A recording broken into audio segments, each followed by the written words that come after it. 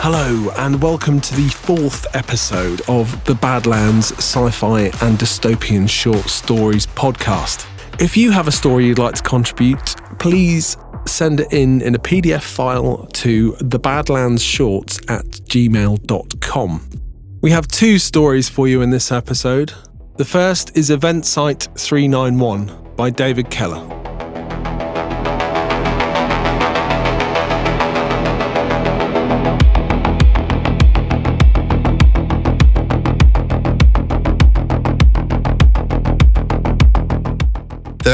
February 2039. Gate site secured. Materials recovered. Artifacts under analysis. The following document was found in the vicinity of envelope gate. Ballpoint pen on pad paper. Transcribed 10th of February 2039. Transcript begins. My name is Lucy Turner. I'm leaving this record in the hope that somebody may find it and help us. I will try and be as detailed as I can remember, so maybe somebody can figure out how to find us. I run an industrial and forensic cleaning business out of Hadlow, near Tonbridge. Me and my husband Patrick own and operate this together, and were contacted by relatives of the deceased owners of the house you are now standing in. We were keen to get this contract, as there was no post-life cleanup, and the property seemed relatively intact. For this reason, for this job we kept the staffing to just me and Paddy. After the initial assessment and winning the contract, we turned up on the 6th of January to begin the work. We'd had refuse skips delivered and bought our main work vehicle, which I'd assume is still parked up top where we left it. On entering the house, we began to section up the work and schedule different areas for cleaning and clearing. Unlike many more unsavoury jobs, the worst thing we encountered in the living areas of this house was some rotten food and milk in the fridge, and a dead, caged parakeet in the lounge area, which had been present at the assessment. Because of the lighter-than-usual intensity of the work, we made excellent progress. This continued until late into the afternoon, when Paddy found a concealed door in a storage cupboard in the kitchen. If you're reading this note, then I'm assuming you also found the door. He found the switch after removing clutter and products from the shelving attached to the hidden door, and without any discernible forethought, pushed it. He said that he'd used his foam light to illuminate what looked like a narrow stairwell leading downwards. A basement is not normally an issue, but this basement was neither listed on the property plans or revealed to us by our employer. Sensibly for once, Paddy came to find me to show me the door, and we both made our way to the storage cupboard. He gestured with his light, and curiosity got the better of both of us. I said to him that I didn't much fancy getting trapped in a basement, so we wedged a box in the doorway to prevent the door from shutting. I have to admit to feeling quite nervous as we descended the darkened stairwell, but curiously, I shall no doubt have discovered, halfway down the stairs, automatic lighting flicked on. It revealed the remainder of the descent, some 15 to 20 metres down, ending in a metallic door with a large circular wheel mechanism like you might see on a submarine door. We debated continuing on at this point, and in retrospect I really wish we hadn't. But we pressed on, turning the wheel until a series of clunks suggested that the door was unlocked. We pushed it inwards and it groaned slightly, a puff of warmer air greeting us as we entered. The room inside, as you've seen, looks like a large kitchen rec room, somewhere between a professional, steady-looking kitchen and a regular household setup. There were no signs of activity in the room apart from a TV running rolling news silently in the corner, and the mouldy-looking remains of a sandwich on a plate resting on the kitchen island in the centre of the room. At the far end of the fluorescently lit room, there was another door featuring a round, riveted porthole. It would have looked at home on a boat or in a lab. Approaching the door, we got a glimpse of what appeared to be on the other side. A much larger industrial-looking room, almost like a warehouse, with steelwork running up the wall and several large sealed crates stacked into towers. To one side, where I hope you've found this note, was a table with a laptop attached to a large junction crate full of wires and circuits. This junction crate, in turn, was connected to an empty-looking metallic door frame by several thick wires. We stood there taking it in for a moment. It was all very weird and a very strange structure to have underneath a normal, everyday house. I've seen some weird stuff in the course of my job, but this was by far the weirdest. Paddy seemed very excited to be there. I was just confused. He walked over to the laptop and ran his finger over the trackpad.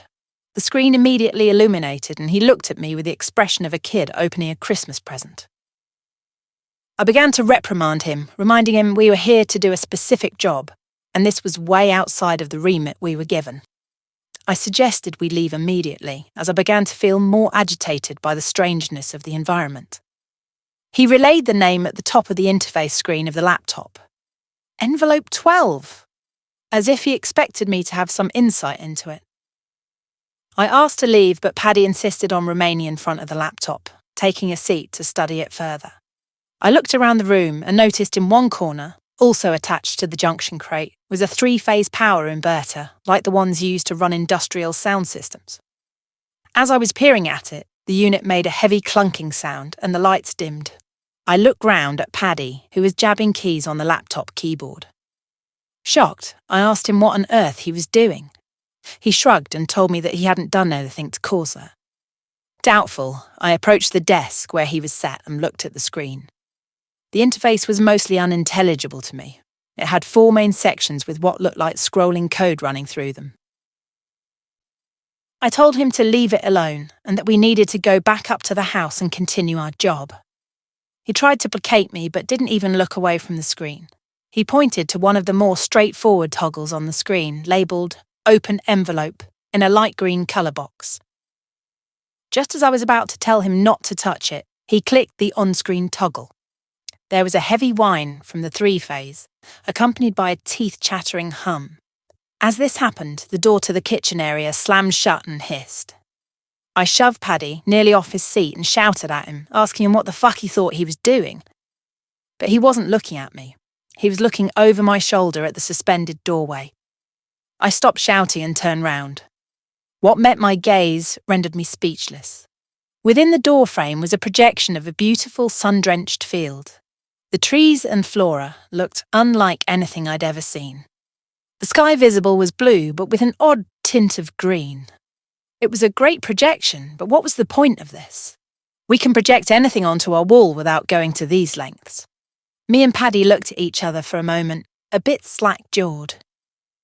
Paddy got to his feet and edged towards the humming doorway. I hissed at him not to go any nearer, but he ignored me, again. I followed him very slowly and then came to my senses and headed for the kitchen door. I told him we were leaving, but as I reached the kitchen door and tried the handle, I realised it was locked or sealed somehow.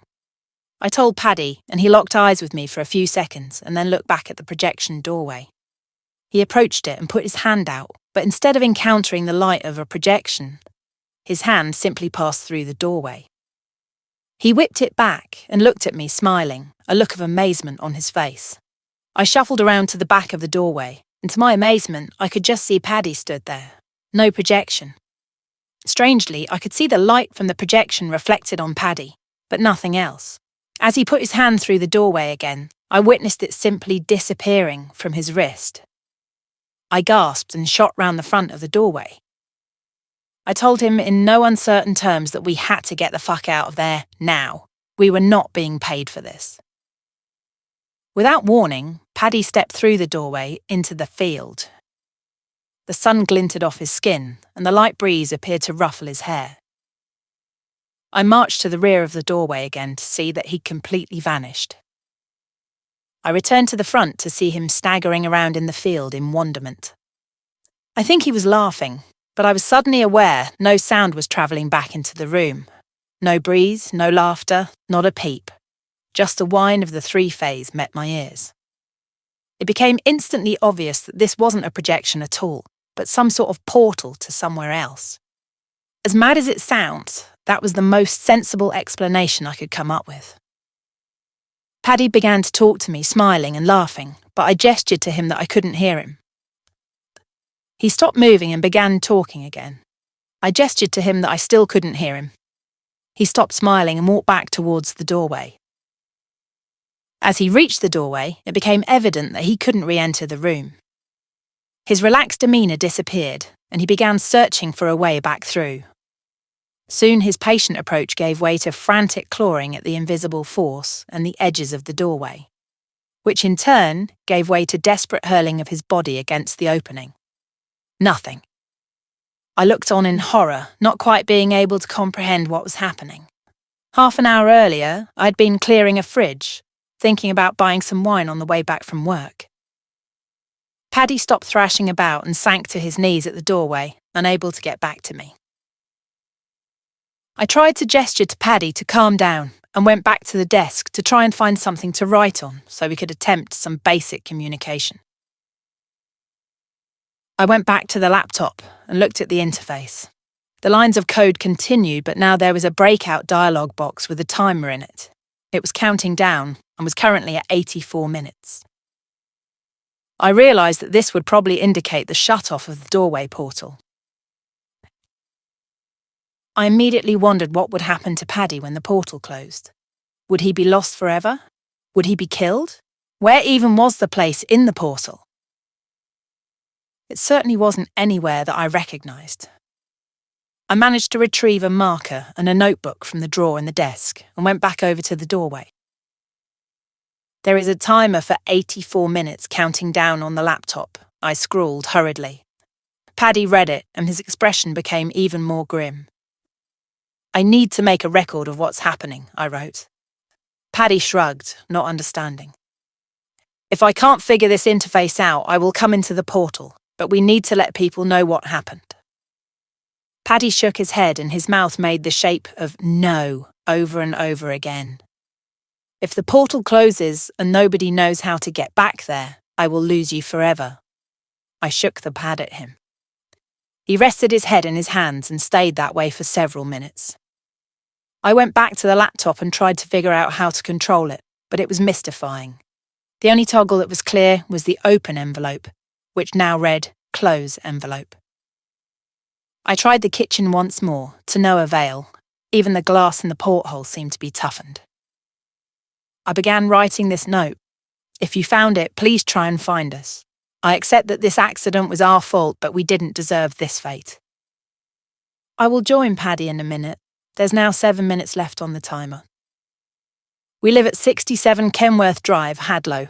We have a cat. Please take care of her. We have no kids. Paddy's dad is still alive. Please let him know why we're not here anymore.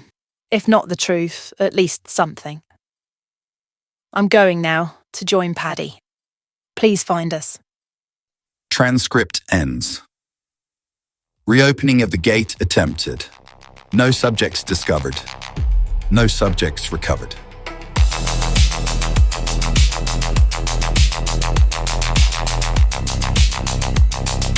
That concludes our reading of Event Site 391 by David Keller. Our next story is a fascinating tale by Arthur Terry called SecondBody.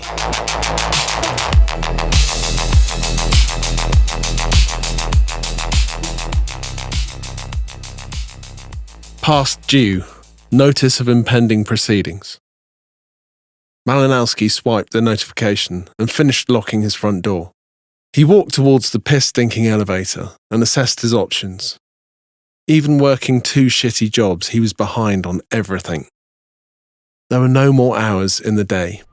He picked his way through the trash-strewn streets towards the bus stop. On the side of the mall, a partially functional Jumbotron screen played adverts for overpriced gated villages. If he worked for the next 500 years, he would not be able to afford to leave this district.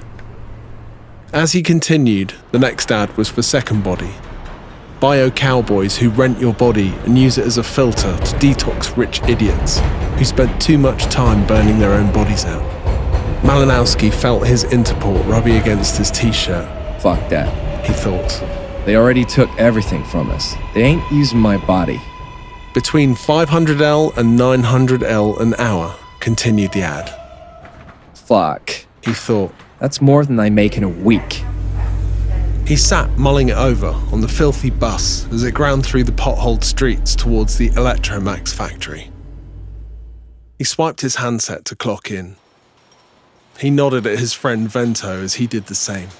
You know anything about SecondBody? Malinowski asked him as they headed for their workstations. Don't do it, man. I'll fill you full of shit, said Vento, shaking his head. 900 L an hour, though. Malinowski said, raising his eyebrows at Vento. That's nearly 2 weeks in this toilet. You only get one set of organs, man, replied Vento. That's why they pay. Malinowski nodded, gave Vento a Boy Scout salute, and made his way to the AM injector array that he'd spend the next 9 hours operating. This work could have been automated decades ago, but the truth was that it was still cheaper to employ district rats to operate these machines. On the bus back home, Malinowski caught sight of the SecondBody building, and without thinking, hit the stop bus button on the seat railing. The bus pulled away with a heavy electric hum, and Malinowski stood on the curb in the drizzle, looking up at the brightly lit SecondBody building. Adverts and info ran across the illuminated data boards that made up the entire street-facing aspect of the 4-story building. The rear of the building bordered the affluent Penza district, and presumably the rich clients appeared from that side of the building. There certainly weren't too many affluent-looking souls this side of the wall. Malinowski entered the building to be confronted by 2 scruffy security guards. Scan, demanded the guard on the left. Malinowski complied and ran his handset over the scanner.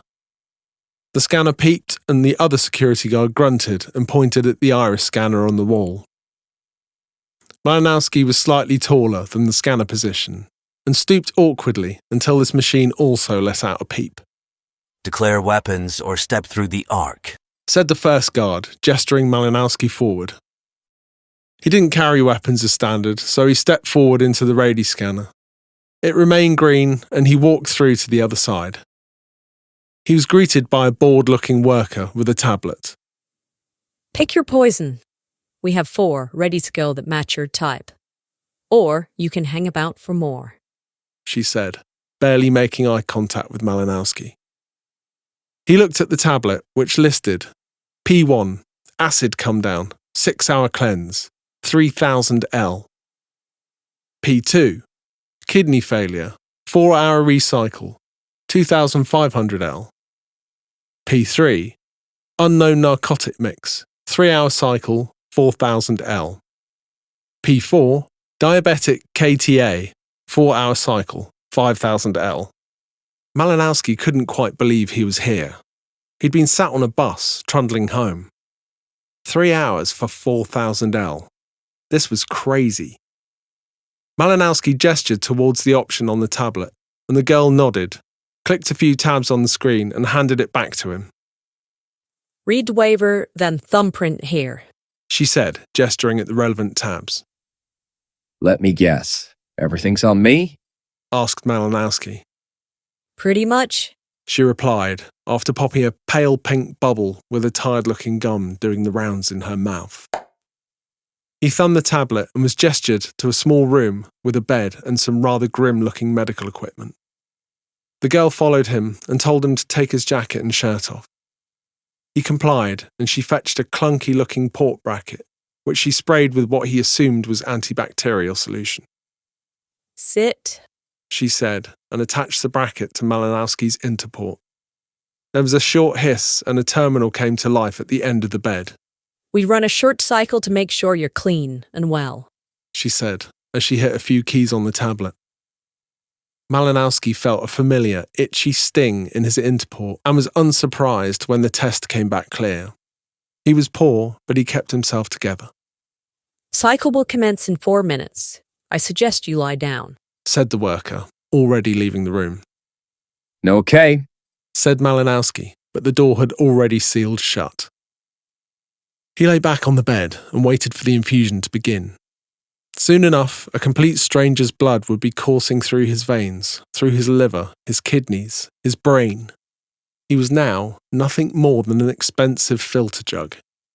After a few minutes, he felt his arm begin to warm up from the inside. The blood, he assumed, beginning to enter his system. Almost immediately, he felt nauseated. Great, he thought. Instant hangover. But then a creeping feeling of relaxation spread through him. this wasn't so bad. Getting paid to get baked. He began to feel sleepy and relaxed on his back, looking up at the ceiling. As he studied the scruffy ceiling boards, he began to experience an odd sensation of swaying, even though he was lying quite still. The lights on the walls began to throb and pulse as his ears began to ring. What the hell was this? He thought. I was only here to have someone else's hangover. Suddenly, Malinowski was 9 years old again, straining to hold the door shut in the bedroom of his childhood home. His brother hammered on the other side, trying to break in. He remembered this. His brother eventually broke in and started beating him with a lacrosse stick on the bed. Malinowski stopped holding the door and bolted for the bed, grabbing the lacrosse stick as his brother collapsed into the room. Give me that, you stupid turd! He shouted, gesturing at the stick. Malinowski picked up the stick and, as hard as he could manage, brought it to bear around his brother's head, splitting the skin above his left eyebrow. His brother fell backwards, screeching, just as Malinowski was sucked out of the memory, back to his grubby cot in the SecondBody room. He lay there in shock, attempting to rationalise what had just happened. The memory was as vivid as the day it had happened, but something was wrong. It wasn't a memory, as he changed the outcome. As he lay on the cot, he realised the origin of the crescent-shaped scar that had always sat above his brother's eyebrow. It felt like Malinowski had altered his past, which was clearly ridiculous, but he was unable to let go of the idea. Before he could slow his heartbeat, he was immediately 27 again, in a Chinese supermarket with his dead girlfriend. He staggered at the sight of her, as real as the last time he'd seen her in the cremation centre. Speechless, he could do nothing but stare at her. The fuck is wrong with you, Mal? She smirked. He grabbed hold of a freezer unit to steady himself. He had so much to say. Jesus, Marlene, you have to go to the doctor today. He stammered. You will develop lung cancer next year. Go now. He shouted. She frowned at him, her good nature draining out of her face. What are you talking about? But it was no good. He was already back in the bed at SecondBody, tears in his eyes. What the fuck? He shouted at the walls and tried to locate the emergency button. As he pressed it, the computer screen greyed out and a red light bathed the room. What the fuck was in that blood? He thought to himself. 2 attendants arrived and he asked to be unhooked from the feed immediately. He hurriedly explained what had happened, and as he was delving into detail, one of the attendants approached him calmly and delivered a heavy sedative into his neck with a pressure gun. He woke up leaning to one side on a bench in a square that he didn't recognise. He had a splitting headache and felt so nauseated that he leaned over further and puked onto the asphalt. He sat back up unsteadily as people walked past, scowling at him judgmentally. He stumbled to his feet and walked off in the direction of what looked like a bus terminal. He patted his jacket and felt his handset, which he took out. After a quick search, he confirmed that no credit had been deposited by SecondBody. As he walked towards the terminal, he found a number for SecondBody and auto-dialed. At the request of the AI agent who answered the call, he pinged his ID, and she retorted with, "How may we assist you today, Mr. Malinowski?" Why was I drugged and then dumped in Reagan Square? And where's my credit? He answered angrily. "I'm sorry, Mr. Malinowski. We're not quite sure what you mean. Could you rephrase the question?" Came the answer. I was just at your facility. Something happened during the infusion, and then I woke up in Reagan Square. He explained, frowning mostly to himself. "I'm sorry, Mr. Malinowski. There's no record of your ID as either a service provider or service user here at SecondBody. There must be a misunderstanding on your part," replied the AI in a sickly, genial tone. It's like that? He said in disgust and hung up. He stepped onto the bus and swiped his handset, taking a seat near the front so he would see his building as they approached. His handset rang. Marlene? How was it Marlene? Was he hallucinating again? He hadn't even entered Marlene's ID number on this handset, as it was relatively new. "Mal, how are you so late? Where are you?" Her voice resonated through him, and he was unable to answer. I'm on my way, he said, feeling faintly absurd talking to a ghost. Good. Pick up some noodles. We're out. Love you, she said nonchalantly and hung up. He sat on the grubby bus seat in a daze, trying to rationalise what was happening. And then he was 23 again, in a shabby basement bar with Marlene. They'd not long been together. He could feel the memory of it in his body, the rush of contentment and happiness being with her in this moment. Walking towards the bar, he looked back at her, looking at him, both with goofy smiles on their faces. As he turned back, he realised that he hadn't been paying attention to his path forward. He tripped on a stool leg and fell forward into a thick-set man at the bar, whose drink plunged forward, shattering the glass on the floor of the bar behind. Hey, I'm sorry, started Malinowski, but it was too late. The enraged patron drew back and punched him clean in the face before he could defend himself. As he swiveled around from the force of the blow, he clipped his head on the table behind, and then he was switched back to his bus seat. His ears rang, and he felt an unfamiliar tightness on his forehead. He switched his front camera on and toggled the app. He had a small but thick scar in an L shape on the left side of his forehead. God damn it, he said out loud to the bemusement of the passengers nearby. He started to dial Marlene. No ID tag. It was just there a few minutes ago. She was at home, not cooking noodles. He ran a search for her ID and found her in the Chicago area. What was happening? He dialed. Mal, this is a surprise. A good one. How are you? He could barely talk, losing his grip on what was real in this moment. I'm not doing so well. How are you? Did you go to the doctor about the tumor? He asked in a hurried jumble. Yes, I did know. How did you know about that? She asked, obviously confused. I haven't spoken to you since shortly after you got out of the hospital. She continued. Hospital? He replied, trying to piece together what had changed. Listen, Mal, I said it then, and I'll say it now. I'm not proud of myself. But you were in a coma for 6 months, and David was there for me. I know I should have stopped it, but things just happen sometimes. David fucking Gates, that backstabbing piece of shit, thought Malinowski. He's here if you want to say hi, said Marlene. Malinowski hung up. He got out at the closest stop to his building and walked to the entrance vestibule. If he slipped again, he had to make sure that he didn't change anything. Touch nothing, talk to nobody. When he reached his front door, it failed to open to the swipe of his handset. He tried it several times and finally resorted to banging on the door, which was laughable as he lived alone. A rough-looking bearded man opened the door impatiently. What? He growled. Malinowski stared at him, then down the corridor to make sure he had the right floor. He did. This is my apartment, he offered weakly. Get bed, you fucking fathead, spat the man and slammed the door in his face.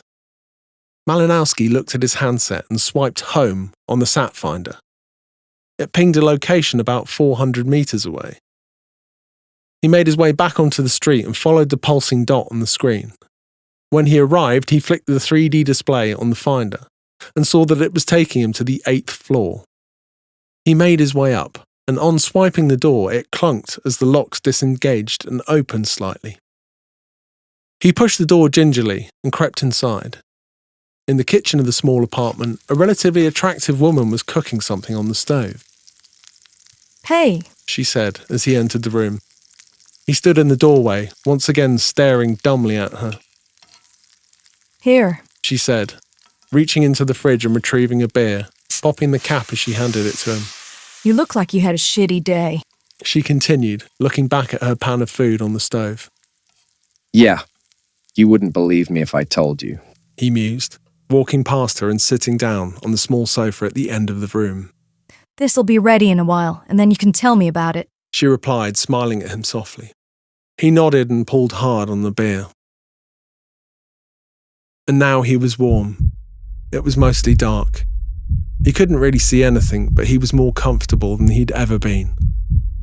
A slow, heavy heartbeat soothed him as he lay there, suspended in the safest place he could imagine. He never wanted to leave. On the 4th floor of the SecondBody building, Facility Director Kenzo McIntyre dialed out for the company chief. "What do you want, McIntyre?" he asked gruffly. "Apologies for disturbing you, Mr. Graver. We've encountered an unusual issue today here at the Penza building. During a routine detox cycle, our machines picked up an unusual waste product in the client's cycle, from which we've isolated a fascinating molecule. It's something I'm referring to as a temporal displacement molecule. I'm not sure where it's come from, but it's immensely exciting." "What are you implying? Time travel?" Scoffed Graver, becoming more interested. "Not exactly, but there are some very exciting possibilities. The only issues we encountered are those of loose ends. By the time we'd isolated the molecule, we'd already dumped the service provider back in the street, full of sedative." "And the client, originally containing the molecule?" asked Graver. "Don't worry, sir. I took the liberty of desiccating him and expunging the records," replied McIntyre. Good work, good work. Make sure you take care of that other loose end, yes? I'll be flying in on Wednesday to look at this myself." "Not to worry, sir. I have operatives on their way to his location now. I'll see you on Wednesday."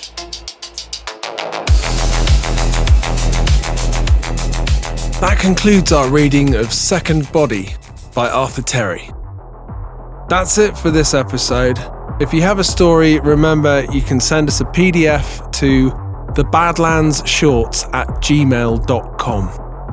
I'll see you in the next one. You are now leaving the Badlands.